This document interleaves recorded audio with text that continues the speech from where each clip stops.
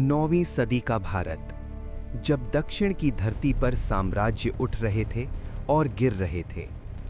चोल नाम का एक वंश जो कभी महान था, अब बस एक उम्मीद बनकर रह गया था। लेकिन इतिहास को कुछ और ही मंजूर था। इस अंधेरे समय में एक योद्धा उभरा, आदित्य चोल प्रथम। एक ऐसा नाम जो चुपचाप शक्ति बन रहा था। उसने अपने पिता से सिर्फ एक सिंहासन नहीं पाया था, उसने पाया था एक अधूरा सपना। एक ऐसा सपना, चोल साम्राज्य को फिर से महान बनाने का। लेकिन रास्ता आसान नहीं था। उत्तर में पल्लव साम्राज्य, जो सदियों से अजेय माना जाता था। कोई नहीं सोच सकता था कि एक उभरता हुआ चोल राजा उन्हें चुनौती देने की हिम्मत करेगा। फिर आया वो क्षण जिसने इतिहास बदल दिया। आदित्य चोल ने पल्लवों के खिलाफ युद्ध छेड़ दिया।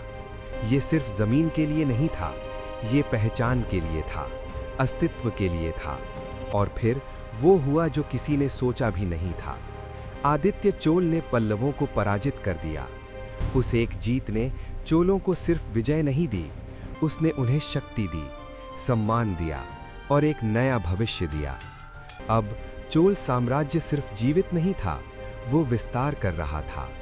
आदित्य चोल ने कावेरी के किनारे मंदिर बनवाए, अपनी शक्ति और अपनी विरासत को अमर करने के लिए। जब उसका अंत हुआ, तब तक वो सिर्फ एक राजा नहीं था, वो बन चुका था चोल साम्राज्य के विस्तार का असली निर्माता।